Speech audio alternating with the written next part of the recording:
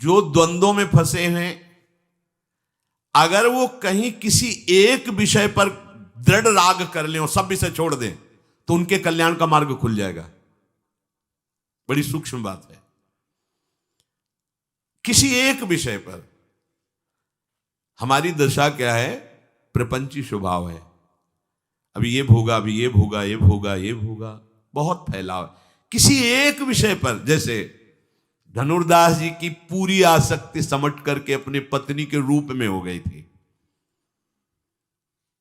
कहीं आसक्ति नहीं थी, ना अपने से न पराये से। बड़ी ऊंचाई पर पहुंच गए इस आसक्ति को लेकर। ना अपने शरीर की शुद्धि है कि लोग क्या कहेंगे। अब सामान लेने अगर घर की कोई सेवा की बाजार में जाना है तो वो अकेले नहीं जा सकते थे, पत्नी के बिना नहीं जा सकते, और वो भी ऐसे नहीं कि साथ ऐसे चले, रूप देखे बिना नहीं रह सकते।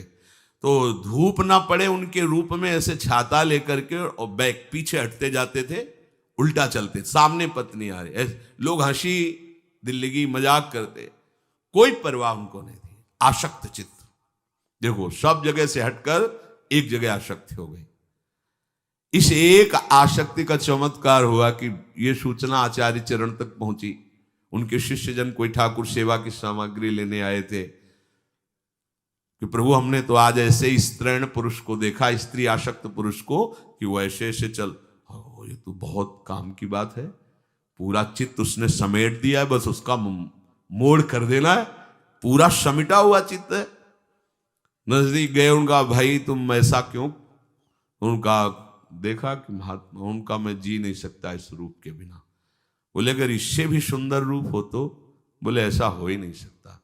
तो कहा अरे ऐसे कैसी बात करते, जीव ही स्पर्श किया तो संकल्प किया तो रंगनाथ जी भगवान उनके मानस पटल।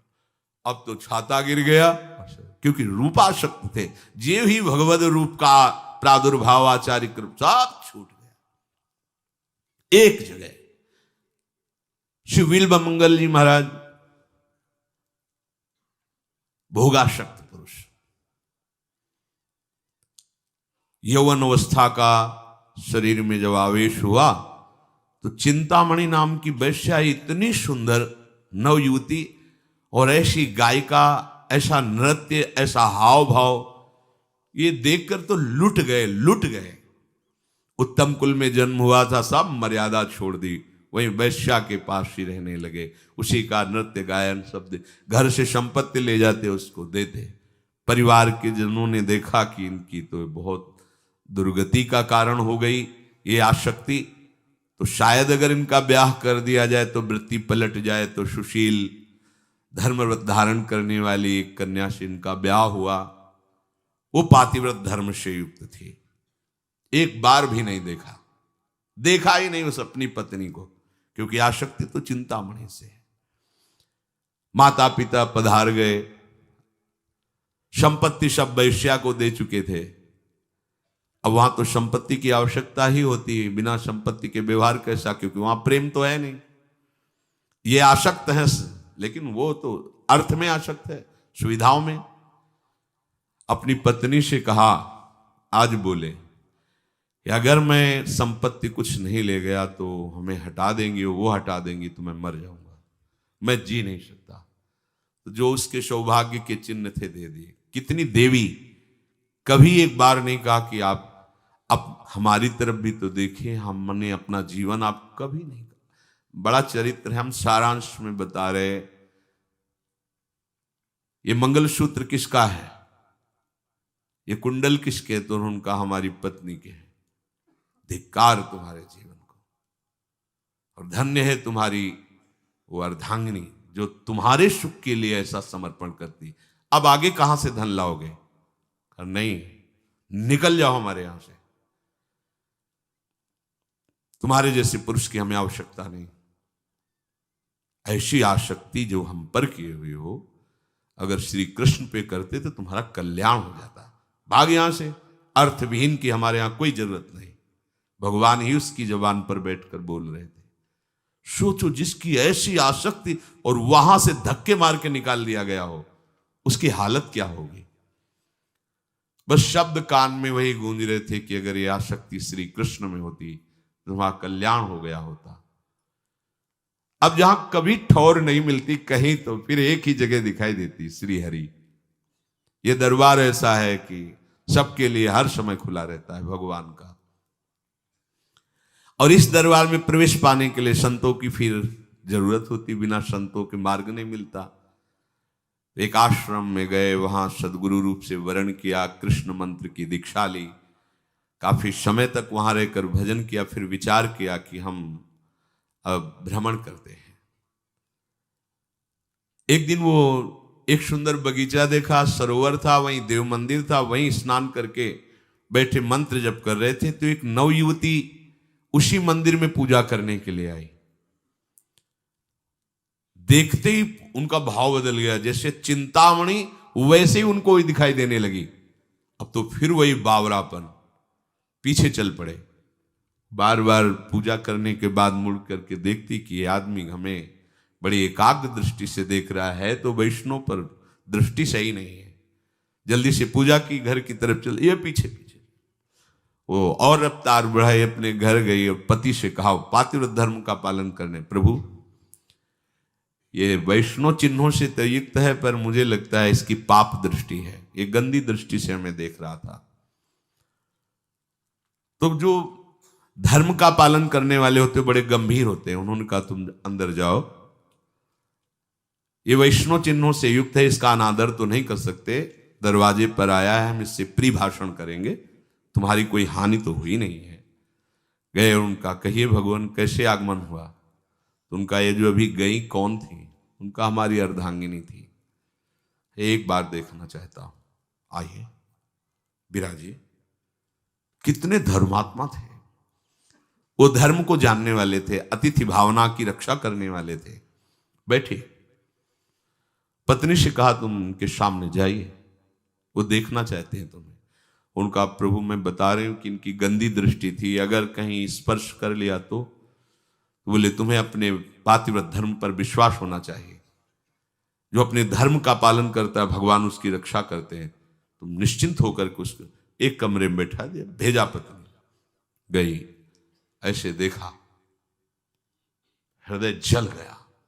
ओहो, पूरा जीवन तो मैंने पाप किया, अपराध किया, मेरे पवित्र माता पिता मेरी चिंता में प्राण त्याग दिए, मेरी पातिव्रत धर्म का पालन करने वाली पत्नी ने प्राण त्याग दिया, चिंतामणि ने मुझे ठुकरा दिया, आज भी मैं वैसी हालत में हूं। गुरु ने कृपा की, मंत्र दिया, वैसी मेरी हालत। ये हालत आंखों के कारण हुई है, नहीं रहने दूंगा इन आंखों। उनका, देवी एक सेवा करोगी? हाँ बोलिए। 2 सुई लाकर मुझे दे दो।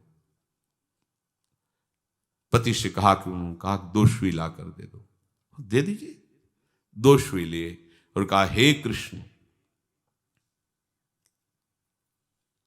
आपने कृपा करके अवसर दिया, पर ये नेत्र आपको देखने के लिए लालायित नहीं हुए, ये संसार के रूप देखना, अब मैं इनको नहीं रखूंगा। दोनों सुई चुभो ली, दोनों आंख फोड़ दी। वो दोनों गृहस्थ देखकर हाथ जोड़ पड़े, भगवान आपने ऐसा क्यों किया? बोले, मैं वैष्णव भेष धारण के ऊपर, मैं हृदय से वैष्णव नहीं हूं, मैं वैश्यागामी व्यभिचारी रहा, आज फिर मेरी दृष्टि खराब हो गई। इस दृष्टि ने मुझे श्री कृष्ण से दूर किया। ऐसी दृष्टि किस काम की, जो आप जैसे पवित्र गृहस्थों के प्रति भी हमारी पाप दृष्टि हो, इसीलिए इसे नहीं रखना, फोड़ दिया।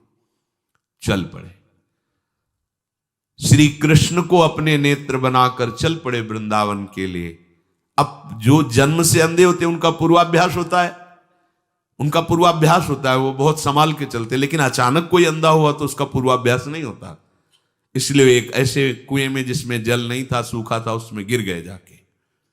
अब तो सोचा कि अब तो मरना ही है, आसपास कुआं, हे कृष्ण हे करुणा में प्रभु को पुकारा, हे दीन बंधु बाबा हाथ पकड़ो। ऐसे किया तो हाथ मिल गया, बड़ी दिव्य सुगंध, बड़ी दिव्य कोमलता। तो विचार किया, कुएं में कैसे ऊपर से हाथ आ सकता है? 30 हाथ का कुआं, 25 हाथ का कुआं, कैसे ये तो अजान बाहु श्री कृष्ण ही ऐसा कर सकते हैं। एक क्षण में बाहर आ गए। तो हाथ को ऐसे स्पर्श करते हुए छुड़ा लिया। तो उनका ठीक है, हाथ छुड़ा के जाओ, ठीक, कोई बात नहीं, लेकिन हृदय से जब चले जाओगे तो हम तुम्हें सूरवीर समझेंगे।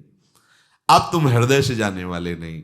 भगवान ने हाथ पकड़ लिया, सीधे वृंदावन लाए और उन्होंने वंदना चिंतामणि की कि उसकी अगर डांट फटकार नहीं लगी होती तो मुझे ये सच्चिदानंद श्री कृष्ण ना मिले होते।